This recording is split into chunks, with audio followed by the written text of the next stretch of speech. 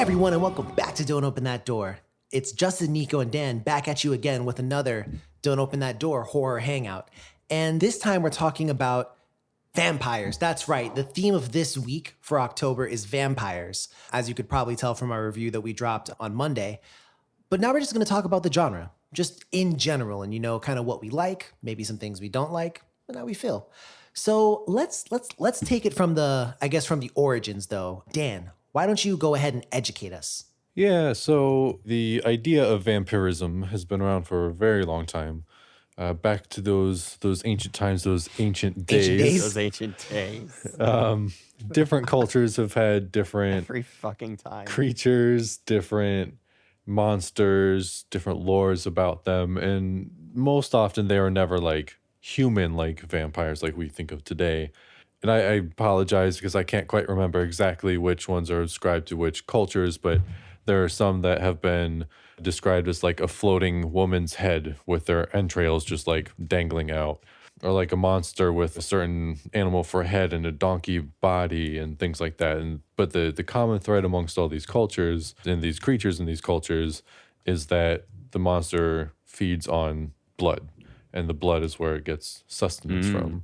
And then back in I think it was like the 18th century or something, there was a big scare of like human vampires because that's when people discovered that the corpses would have bloated bellies and their fingernails would continue to grow and there would be blood trickling down from their mouth. And as Solid. we know today, that's just what happens when you die. Science still happens.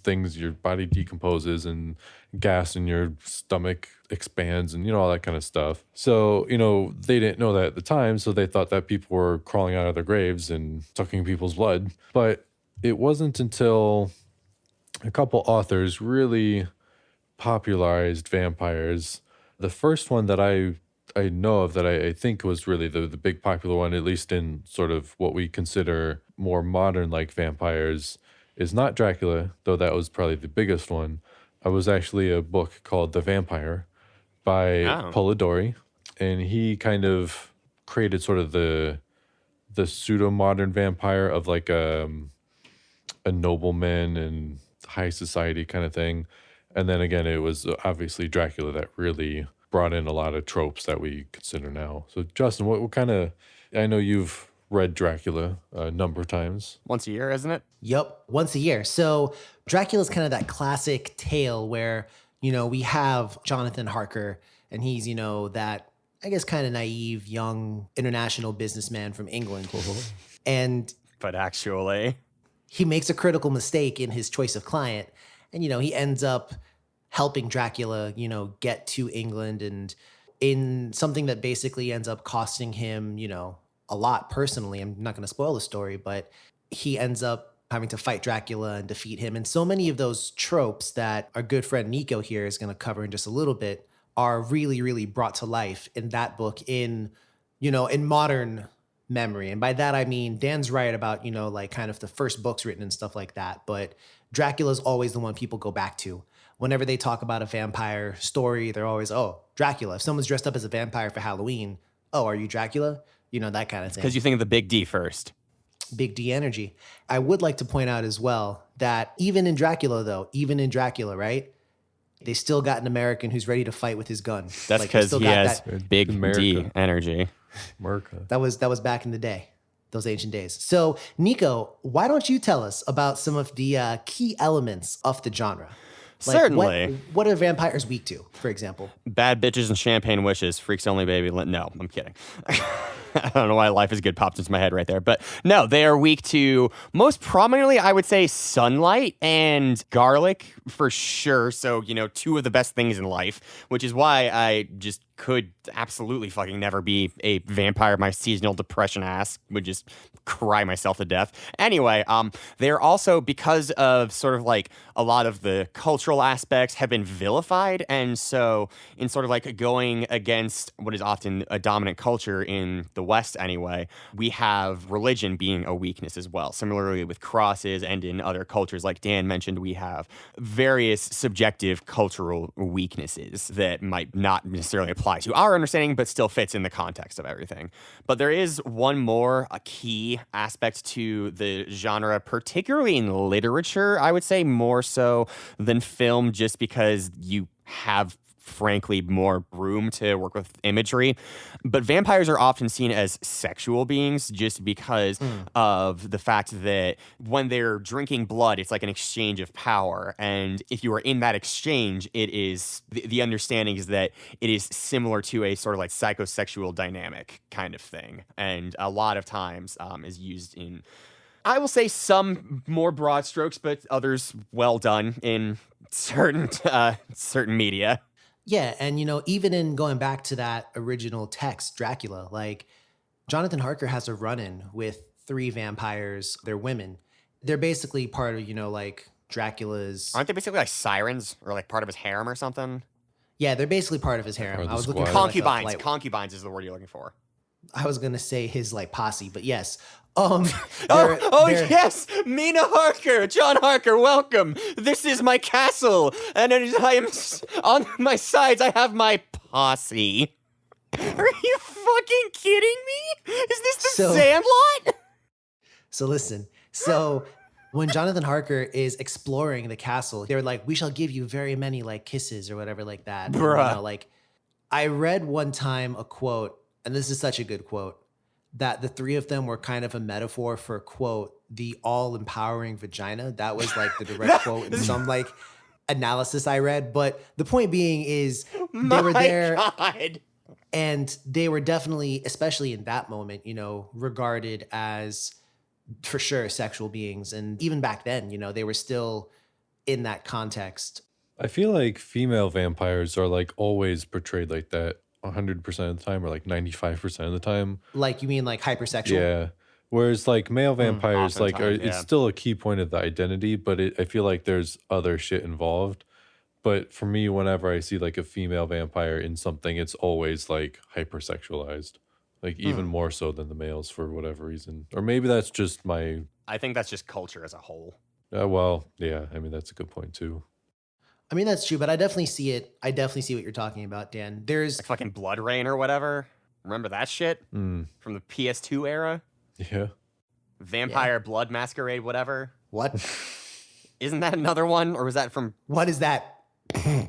Wait, don't you fucking play that game? The fucking... Vampire Blood? Oh, wait, stop. Are you talking about Vampire the Masquerade? Yes. Oh, bro. I thought you thought there was something else. No. Let's check it out. So yeah, Vampire the Masquerade, yeah, that was like a old tabletop RPG, and then it became a computer game as well. I've played the computer game. Oh, shit. But in any case, Nico, what is the prescribed method in Dracula that Dr. Van Helsing gives for basically purposefully 1,000% killing one of the vampires, specifically Lucy? How does he prescribe to kill her in the book? Do you remember? Sure fucking don't, bud, because I haven't read it. Bro. I'm a goddamn English professor and I haven't read Dracula. So he recommends that they behead her and then stuff her head full of garlic. Oh, I thought it was behead her and light her on fire or something. Right. I feel like No. beheading is like the answer to every creature's like. Well, Yeah. okay, the thing is this, Just like, behead how it. could the vampire bite you if you chopped off its head? Yeah. You know, Yeah, you so got there me you go. there. How could it bite you? I if always its head was thought there full was of something garlic? more spiritual. Many things are weak to that. I forget if he says to stake her as well. I think maybe he does. I don't remember 100%. I'm going to reread the book again because it's October, so I'll remember. But I'll try and get around to it myself. yeah, like I definitely remember the whole cut off the head and stuff it full of garlic. Wait, stuff the body or the head full of garlic? Head, Okay. the mouth specifically. But yeah, that is crazy. But you do make good points though, Nico, about the kind of them being sexual beings and all that. So, but there's other things they can do as well. Dan, what else can they do? Well, we also know them as shapeshifters, transforming into bats and flying away, being creepy like that. Also, mist. They can just kind of like dissipate into mist and then almost pseudo teleport. I mean, not really because they're mist, not just disappearing and reappearing, but it kind of achieves that same right. effect, I feel like. And then I've seen like occasionally they could transform or shapeshift into wolf. I don't know that that's like hardcore lore or anything, but like it's happened before. Yeah. I mean, Alucard from Symphony of the Night can do all 3. Shout outs to you. Oh, that's Alucard. right. But You're right. You're Shouts right. to the legend. Let's see. They also can hypnotize people. That's a pretty common one as well. yes. That's how they kind of get their blood and get them on to join their posse. They also typically have familiars, aka the posse. That could be like ghouls, human followers, or wolves. Almost like They got Kingdom wolves on Hearts deck. cast here. Yeah, right. And then also, a lot of times vampires are portrayed in like a higher caste, as in like nobles or intellectual people. Intellectuals. Intellectual. You know, they typically reside in castles and have lots of historic antiques and books and are just intellectuals. Intellectual. Some of them are part of like actual high society and not just secluded themselves, but some of them are like noblemen and things. So I feel like those are also all common things. You know what else I forgot? I forgot about their weakness to running water. Oh, yeah. Yeah, they're not so hot with that. Like vampires typically can't cross running water unless they're in their coffins. But it has to be like, you can't just And you have turn to on your invite them hose. in, Like, too. correct. That was the second Right. thing I was going to say. Most vampires cannot just enter your house. You have to invite them in. Right. But sometimes they be cheating like fuck because they hypnotize you to let them into the house. In which case, are you really inviting them? I mean, I guess, right?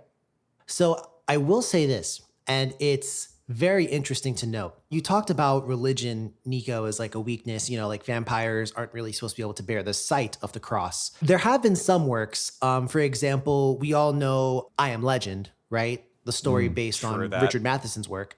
And in the original book that a high school classmate of mine was like, oh, I just want to read the book, Justin. I'll give it right back. You lied. You still have the book. And I didn't forget. So, the long con exposed.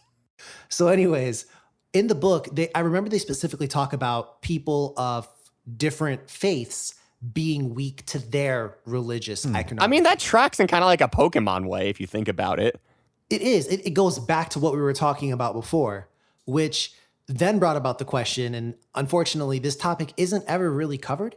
But like, let's say, for example, like there were like Muslim vampires or a religion that isn't supposed to have religious iconography. Is there a religion that doesn't have iconography? Well, I mean, I guess technically in Islam, and I'm speaking from a little bit of Well, experience here, yeah. technically there's not like any symbol that is really worship. Like we don't have like Sure. any kind of equivalent. Sure, certainly, yeah. Nothing like that. Okay. Even the moon and star that's commonly associated. Fast fact, it's actually a Turkish symbol that got adopted into Islam, but is not really by itself anything to do with. Huh.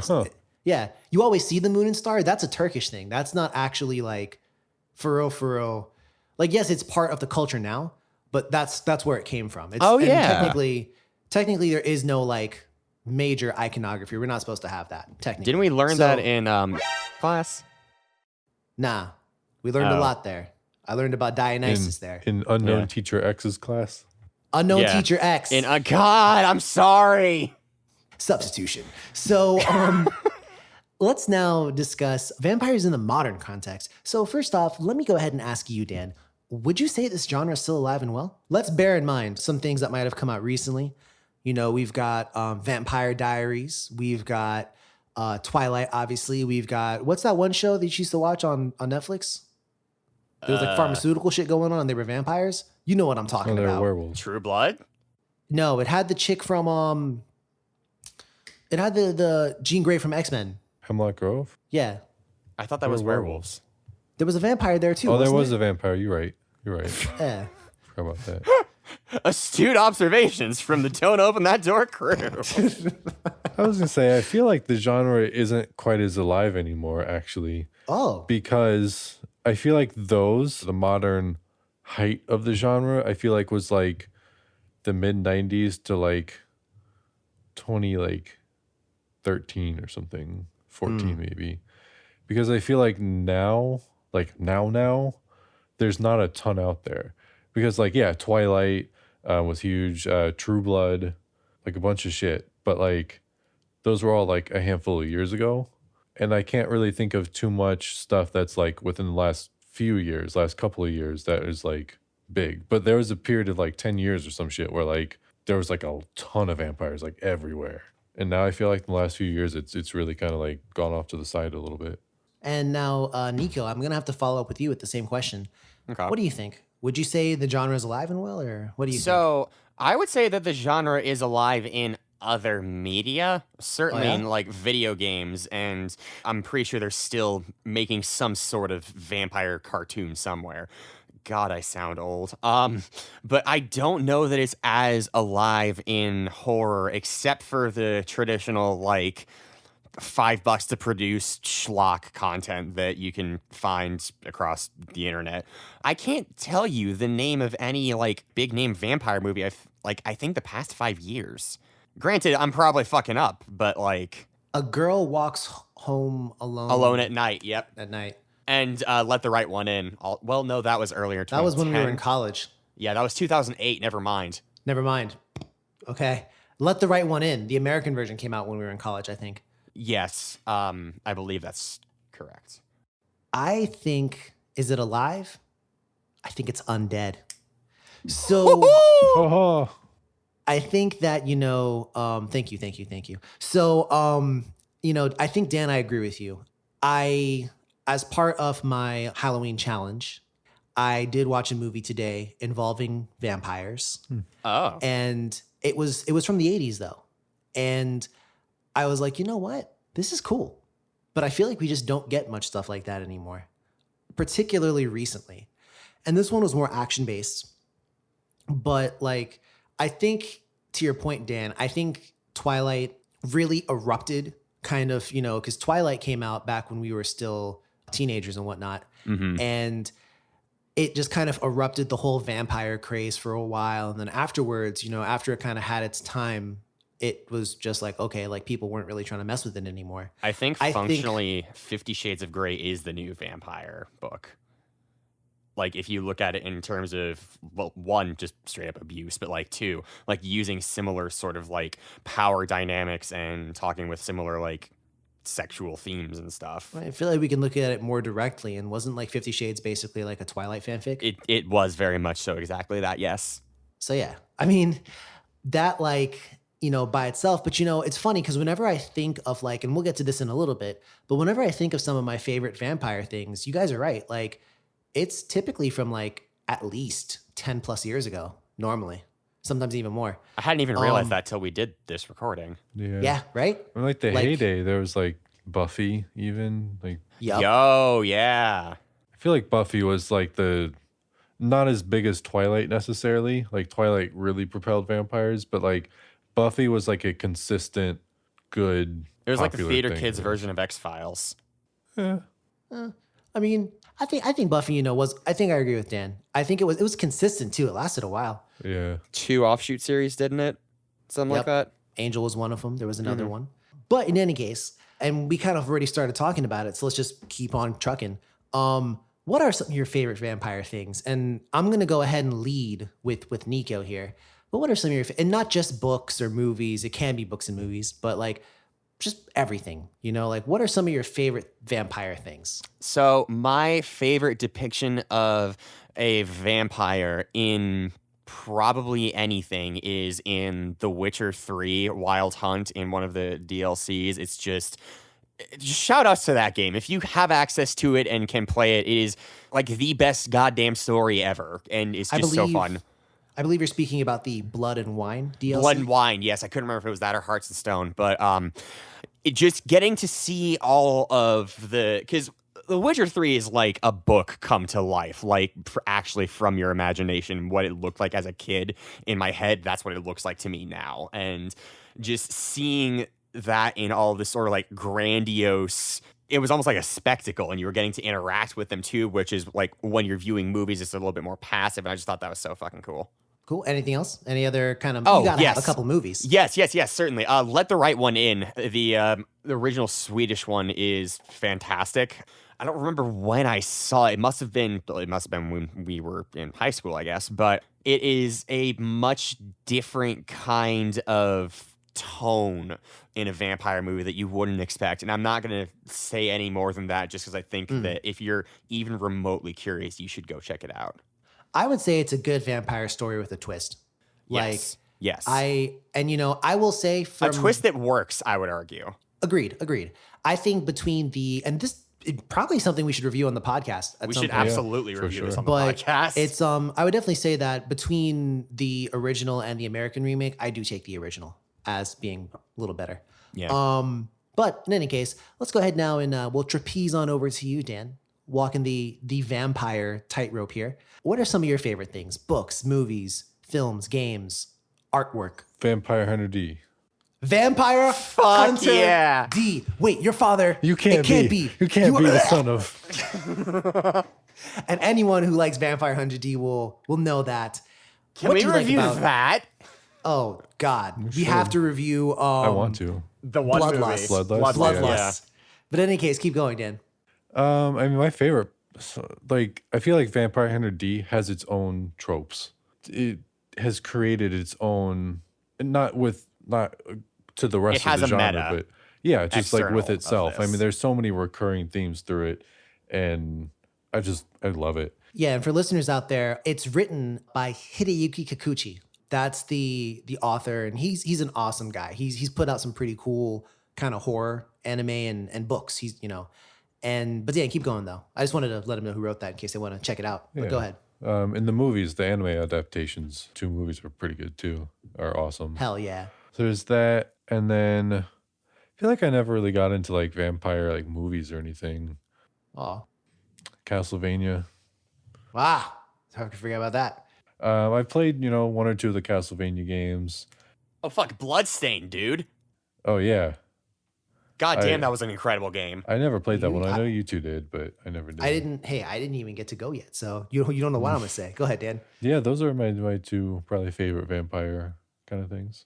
All right, so I might have a couple more than these guys. I don't know if you guys can tell. I dig vampire lore, bro. I was raised in it. No, but definitely, aside from Dracula, which is obviously, the daddy, so to speak. Well, first off, I got to give big props to Anne Rice, Interview with the Vampire. I read those books, and this was over a summer when I was like 15, 16. I read those books, and man, that was wild. Those books are wild, son. I should really read them. I mess with Underworld. Y'all remember that? Fuck yeah. Yeah, I that's mess true, with yeah. Underworld Kate heavy. Beckinsale. Hell yeah. Yes. And just the yes. overall vibe. I actually watched like all of them, even the ones that came out like not too long ago. Oh, Lord. I definitely prefer the first couple. Then we've got also, I mean, Nico, you kind of said it, but I do like Vampire the Masquerade. It's a cool concept, and the new game, I'm excited to see what they do. And how could I forget as well, right? Like 30 Days of Night. That was a comic, but then it's also like a movie. It's awesome. If you guys haven't seen it, it's a really dope concept. Has to do with the sun and being dark and cold. Would you call it nighttime, perhaps? And I do want to give one special shout out to, and this is an indie movie. It's called I Had a Bloody Good Time at House Harker. And I feel like if you are into vampires and you know kind of all the inside jokes, you would love that movie. It's definitely one for fans of the genre, but I had a bloody good time. So now, unfortunately, I have to ask you guys a serious question. Do you find these kinds of movies to be scary? And I want us all to answer on the count of 3. Ready? 1, 2, 3. No. No. Yeah, no. So Nico, why don't you find them to be scary? I think it's just because it's not as personal as a viewer. I find it's not as personal as like, being afraid of like, oh fuck, a giant, just like a slasher movie. It just seems a little bit more grounded in reality, and thus I think what I'm trying to say is that the fantasy aspect of it is what takes me out of it. I see what you're saying. Because vampires IRL. I mean, I'm not trying to implicate anyone in my posse. You That's understand? That's the correct answer. Dan, why don't those, keep you up at night? I think kind of similar to what Nico was saying. Like, I feel like all the tropes and everything kind of does it for me, like takes me out of it. The idea of garlic or, whatever is. Shout outs to garlic, y'all. Right. I don't want to say that as a weakness is ridiculous necessarily, but it kind of is. Fucking ridiculous. Like why garlic? And I mean, I know that there's like, whatever, there's history there. Cool, whatever. But, that doesn't scare me. Like, oh, I got to throw garlic at this thing and I'm fine. Like, I don't know. Let me get my garlic press. Please stand still. Then I just, like I said, I haven't seen like a ton of vampire movies or anything, so maybe I just haven't seen the right ones, but it just doesn't have the dark, imposing, scary factor to me, I guess. Before I give my piece of why I'm not scared by them, I made a egregious error. I omitted Fright Night from some of my favorite movies. Yeah. Because I fucking love Fright Night. So that being said, I don't find them scary just because I consume a lot of vampire media and stuff like that. And it's just one of those things where you read so much of their like philosophical thought and like, you know, like even in Vampire Hunter D, right? Like, you know, like Dracula muses, you know, like such transient guests. And was he talking about like vampires or humans, you know, like, and it's just, there's a lot of philosophy that goes with them sometimes and a lot of deeper thinking. Like, you know, an Interview with a Vampire, there's a vampire who she was turned when she was a child basically. And she is almost tortured by her existence because her mind is that of an adult. She's been a vampire forever. And like, she's a child and literally like and thankfully the book really doesn't delve too deeply into this, but like, again, her mind is that of an adult and she feels sometimes like her adult mind is like, oh snap, like I'm attracted to this individual, but they will never, ever, ever, ever want to be with me because I'm literally physically a child. So it is, and you know, and I'm not talking specifically about that, but philosophical musings like that. You know what I mean? Yeah. It's why I can't be scared of it. Because how could you be scared? Like, what if Freddy came and told you, "Hey guys, like in your dreams, like I'm just not up to killing you today. I'm kind of sad." Like I'm a sad boy today. Like I would hash some shit out with my boy Freddy over here. I know, right? He'd be listening to that Carl Weezer lo-fi tape. Shut all the way the fuck up to the sun and back with your fucking Jimmy Neutron lo-fi bullshit. So, I mean, literally though, like I can't be scared of that. And also, I'm going to be blunt here. Like being a vampire actually sounds kind of badass. Like I don't know, like running around at night and, you know, just being an OG. That sounds pretty cool to me. Yeah, you spooky motherfucker. All right, now let's move on to the next question. Which one of us is most likely to be a vampire? Justin. 3, 2, 1. Me. Justin. Okay, thank you. I don't even know why we had that question there. It's me. I'm the one. So, Dan couldn't even let you finish. Nope. So now it's time for the, you know, I kind of want to pose to you guys a generalized scenario. Ready? Okay. Would you ever want to become a vampire, or could you see yourself in a situation where you would want to become a vampire? I mean, in a purely depressing way that capitalism has taken all the fun out of life, I could certainly find it maybe not enjoyable, but fruitful to be, you know, someone who doesn't require sleep and can just hustle all night, every night, and just like get shit done. But man, that whole addiction bit fucking sucks.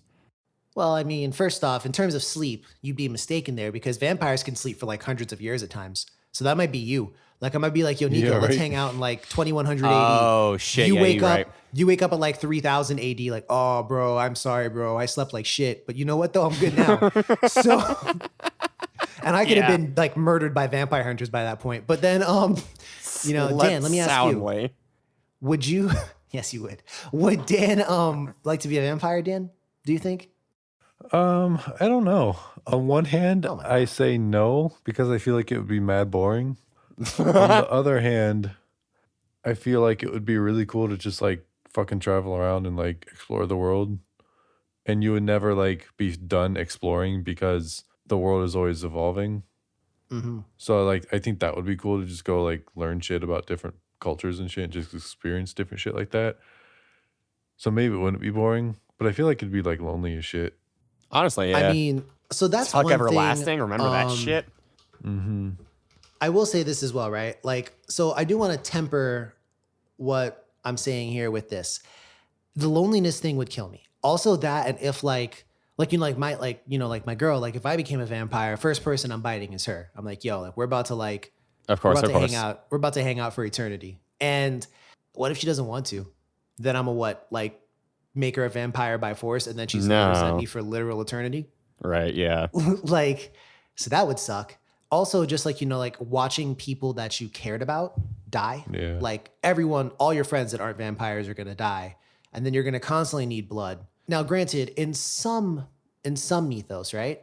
Like you could get blood, like you could steal blood from blood banks, though it's not as satisfying. Was it a fucking train robbery? Nah, bro. You ever see Blade? But Oh, fuck, man. Yeah. and literally like that kind of stuff, is depressing to think about. But on the flip side, like Dan said, imagine like you're good. Like for the rest of your life, you're good. You can actually live. Like you don't got to work. You don't got to do any of this bullshit that we have to do in our lives. Like Fuck. No, can I change my answer? You can literally just vibe out. Fucking world. Yeah, you can vibe out. And Not gonna lie, you do be vibing. Yeah, like think about it, right? Like you could literally like be chilling in like Tokyo, establish like a vampire clique in Tokyo, flop over to France, walk over under Is that the the method of travel? Arc de You Triomphe. could just wop over to France. Oh no. And like literally though, I will say as well, there was this actually dope anime that no one knows about. It's called Kurozuka. It's literally a guy, he was like a samurai back in like ancient Japan and shit like that. He ends up becoming a vampire then and like loses his memory and wakes up in like the future. It's crazy. It's insane. But anyways, I would definitely want to be one. Even despite all the bad shit that could happen, I would want to be one. Now, We'd squat up. bro. And kill him? No. Oh, there As are vampires, two we kinds squat of up. people, ladies and gentlemen, and non-binary pals. My This fucking is- lord. So here's another question though, opposite side of the coin. Let's say vampires were like a real thing, but they weren't but they were like seriously trying to kill humans. Like they were bad, evil creatures. Uh-huh. Would you hunt them Fuck yeah. if you knew they were out there? Would you be a vampire hunter? Damn straight. Oh, I don't know, man. That'd be a dangerous ass job. I would. Be baller as fuck is what it would be. It would be ballers. Could you imagine? I'm like, You Dan, don't toss me the die. holy water. And then like, Dan's like, Some Resident Evil shit, but with vampires? Sign me the fuck up. it I could don't be know pretty about cool, that. I bro. would not want to be one of the characters in Resident Evil, bro. I mean, also What are you not. talking but- about? Barry, you were almost a Dan Moira. sandwich. Don't open that door. Yeah, we haven't included the clip even in our Resident Evil episode. We have time to rectify our mistakes. For those of you who have played Revelations 2, Dan would just be Moira. Dan would just be having his flashlight, just like pointing at random shit. Like I'd be over here fighting vampires, and they'd be like, hold up, I'm trying to find some rubies on the ground. Yeah. So now, my very last question to you guys is this.